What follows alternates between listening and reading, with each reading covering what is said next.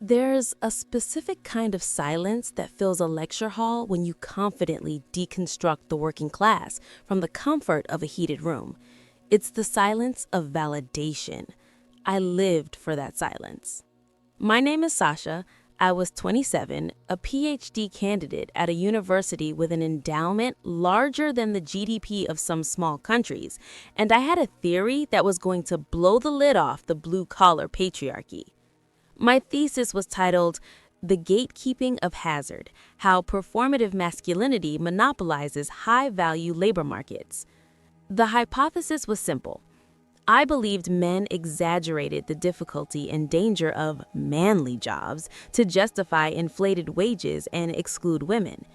I was convinced that with modern technology and safety standards, the grunting, spitting, tough guy persona was just theater, a social construct designed to reward men simply for existing in a hard hat. So I secured a grant. I bought top-tier REI gear I didn't know how to use, and I talked my way into an embed with a high-voltage transmission line crew in the dead of winter in Montana. I went there to expose their egos. I went there to prove it was all an act. I had no idea that 345,000 volts doesn't care about your sociology degree. Arrive in Montana on a Sunday night in January. It is negative 20 degrees. The air hurts my face the moment I step out of the airport terminal. Meet the foreman, a man named Miller. He looks like he was carved out of granite and left outside to weather. Handshake is brief, hand is calloused and rough like sandpaper. He doesn't smile. "You're the writer?" he asks. "Researcher," I correct him. "Right, researcher. Van leaves at 4:30 a.m. Don't be late, we don't wait." Check into the motel feeling a mix of excitement and disdain. This 4:30 a.m. posturing is exactly the kind of performative hardship I'm talking about. Probably just want to make it look harder than it is. Spend the night setting up my laptop and journaling about the oppressive aesthetics of the motel room. Monday. Alarm goes off at 3:45 a.m. It feels illegal to be awake. Put on my layers, grab my pristine notebook, arrive at the depot at 4:25 a.m. The crew is already there, 7 men standing around a massive utility truck, drinking coffee out of thermoses that look like they've been run over by tanks. Nobody is talking. Expect locker room talk, catcalling, or at least some loud posturing. Instead, it's just steam rising from coffee cups and the sound of idling diesel engines. Miller points to a seat in the back of the crew cab. "Wear your PPE, hard hat, vest, eye pro. Do not take them off. Do not touch anything unless I say so." We drive for 2 hours into the wilderness. The roads turn from asphalt to gravel to frozen mud. The truck bounces violently. Try to ask the guy next to me, a young kid named distinctively Buck, about his motivations for choosing this career, wondering if he feels pressured by societal expectations of provider roles. Buck looks at me like I just spoke Aramaic. "Pay is good," he mumbles. "But what about the emotional toll?" I press. "Beats working at Walmart," he says, and puts his headphones back in. Note down. Subject displays classic emotional repression and inability to articulate inner life. Arrive at the site. We are miles from civilization. Giant steel towers stretch over a frozen valley. Wind is howling. Miller barks orders. They aren't yelling, they aren't hooting and hollering, they are speaking a language of efficiency. "Phase B needs a splice. Ground it. Get the bucket." Expected chaos, expected bravado, getting the opposite. Get out of the truck and the cold hits me like a physical blow. My REI gear feels like tissue paper. The wind cuts right through it. Stand there shivering while the men start unloading gear. Heavy coils of wire, massive tools, fiberglass poles. Watch them work, expecting them to muscle everything around to show off. Instead, see them using leverage, pulleys, and coordinated movements. Realizing that brute force isn't what's happening here, it's kinetic intelligence. Try to interview Miller while he's inspecting a harness. "So, is the danger part of the appeal? Does it validate your sense of masculinity?" Miller stops, looks me dead in the eye. Lady, if we screw up, we turn into pink mist. 345,000 volts doesn't care about my masculinity. It cares about path to ground. Now stand back. Feel dismissed. Interpret this as gatekeeping. He doesn't want me to understand the job because that would demystify it. Spend the next 6 hours standing in the snow observing. My feet are numb blocks of ice. My hand shakes so much I can't write legibly. Realize I have to pee. There is no bathroom. Ask Miller where the facilities are. He points to a tree line about 200 yards away through waist-deep snow. Don't fall in a drift, he says. Fight my way through the snow, indignity piling upon discomfort. Come back exhausted just from the walk. Lunch break. Sit in the truck cab to warm up. The men are eating sandwiches wrapped in foil, huge portions, eating quickly, functionally. Try to start a conversation about workplace culture. Do you feel the company supports your mental health? Silence. One guy, Tex, chuckles. Company supports the grid. We support the family. That's the deal. But don't you feel exploited? I ask. I feel paid, Tex says. Double time after 12 hours, per diem, health benefits. Realizing their definition of support is material, not emotional. Note down. Subjects view themselves as economic units rather than human beings. Internalized capitalism. Afternoon drags on. The sun starts going down at 4 p.m. Temperature drops further. Watching Buck climb a tower. He's 80 feet in the air. Wind is gusting. See him pause, adjust his footing, realize that if he slips, even with the harness, he's going to get battered against the steel. Feel a strange knot of anxiety in my stomach. Realize I'm scared for him. Look at the other men on the ground. They are watching him intently. No jokes, no distraction. Hyper-focus. Realize this isn't a boys' club hanging out. This is a squad under threat. Finish the day at 7 p.m. Ride back in the dark. Exhausted just from watching and shivering. Get back to the motel. Usually I'd call my boyfriend, tell him about my day, vent. Realize I'm too tired to even talk. Just want a hot shower and sleep. Begin to understand why the men were silent in the morning. Day 2. Wake up sore even though I didn't do any lifting.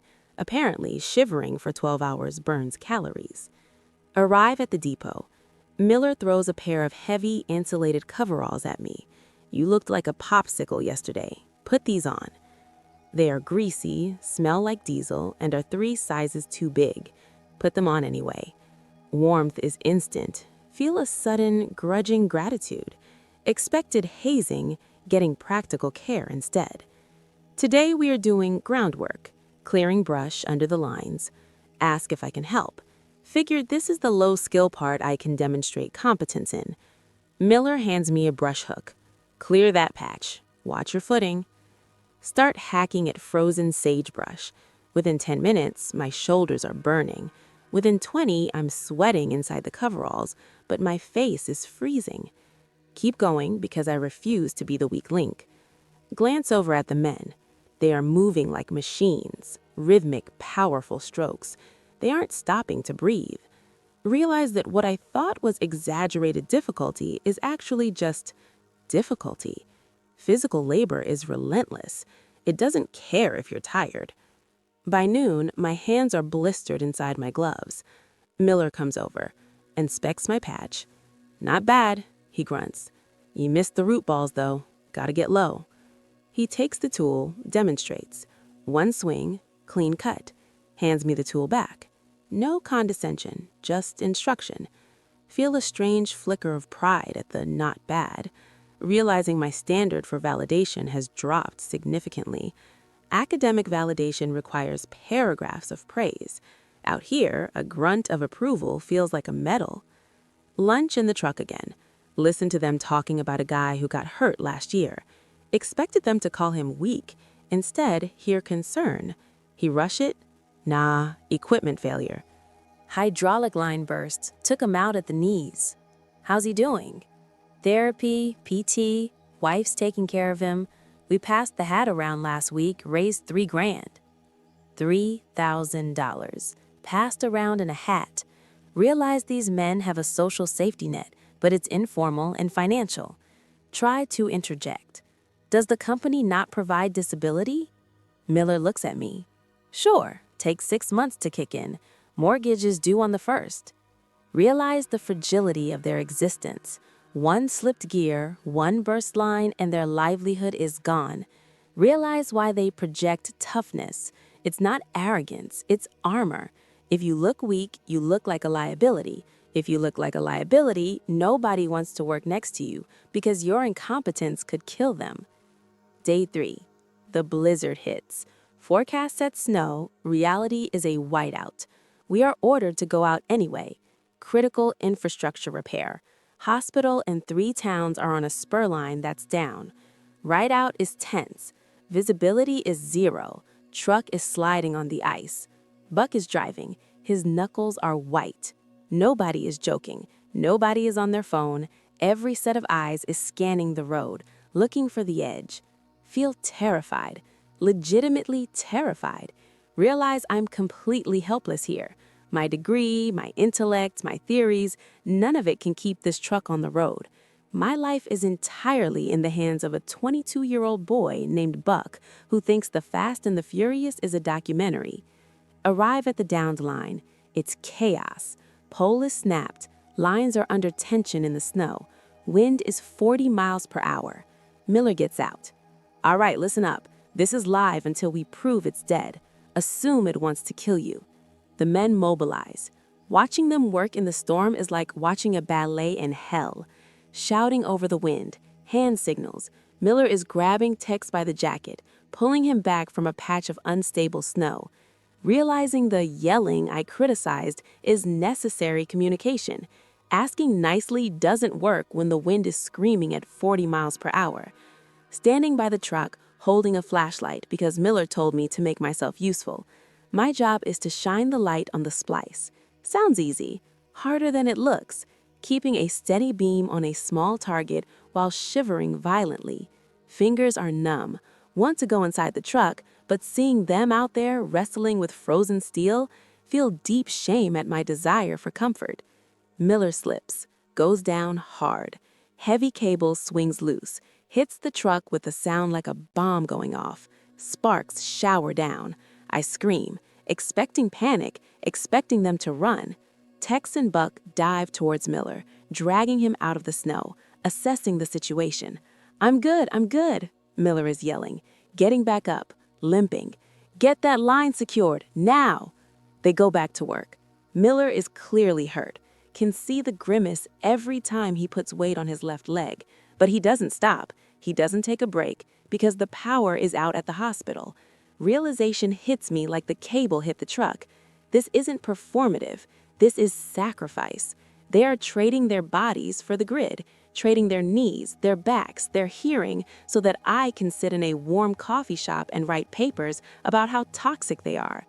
Feel a profound sense of nausea, not from the cold, but from the mirror I'm holding up to myself. Job is finished 3 hours later. Power is restored. See the lights of the distant town flicker back on in the valley below. A cheer goes up from the crew. Fist bumps. Heavy, gloved hands slapping backs. Miller comes over to me. You hold a steady light, kid. Feel tears freezing on my cheeks. Are you okay? Your leg? I ask. I'll ice it tonight. Get in the truck. The ride back is different. Adrenaline dump. Guys are laughing now, joking about the near miss. Did you see Miller do that pirouette? Graceful as a swan, boss. Seeing the locker room talk for what it is, trauma processing. They are laughing at death because the alternative is screaming. Get back to the depot. Say goodbye to the crew. Shaking their hands. Book, Tex, Miller. They look at me differently now, not as an intruder, but as someone who stood in the storm. Safe travels, researcher, Miller says. Write something nice about us. Return to my university 2 days later. Culture shock is immediate. Sit in the faculty lounge, listen to a colleague complain about the violence of aggressive email phrasing, looking at his soft hands, looking at the thermostat set to 72 degrees, feeling the phantom weight of the insulated coveralls. Try to explain my findings to my advisor. So, you confirmed the exclusionary nature of the environment? She asks, struggling to find the words. It is exclusionary, I say, but not because they hate women. It's exclusionary because it's miserable, because the price of entry is the willingness to suffer. And they gatekeep it because if you aren't willing to suffer, you endanger the group. Advisor looks disappointed. Sounds like you've internalized the oppressor's narrative, Sasha. Realize she doesn't want the truth. She wants confirmation. She wants me to tell her that the men are having a party out there, that they are high-fiving about the wage gap while sitting in a warm truck. She can't comprehend that the wage gap might be the price of a destroyed knee and a frozen face. Go home to my apartment. Turn on the light switch. Flick it on and off. Thinking about Miller in the snow. Thinking about the path to ground. Thinking about the invisible army of men freezing in the dark so I can have light. Realize I can never write the thesis I proposed. The theory doesn't fit the reality. Reality is messy, cold, and heavy. Sit down at my laptop. Start a new draft. Title: The Cost of Light, an obituary for my assumptions. Write about the cold. Write about the silence. Write about the fear. Write about how empathy isn't just about feeling bad for someone. It's about understanding the weight they carry. Finish the article. Know it might kill my academic career. Know I'll be labeled as sympathizer or anti-feminist. Don't care. Publish it. Receive an email a week later. Subject line: not bad. From an unknown address. Open it. It's a picture of a frozen transmission tower at sunrise. Text says, "Crew read it. Text says you spelled his name wrong, but you got the rest right." Smile for the first time in weeks. Realize that bridging the divide isn't about dragging them into our world of words. It's about stepping into their world of work and having the decency to hold the flashlight steady. I am still a feminist, but my feminism now includes the men on the tower, because equality means valuing the people who keep the lights on just as much as the people who write the books.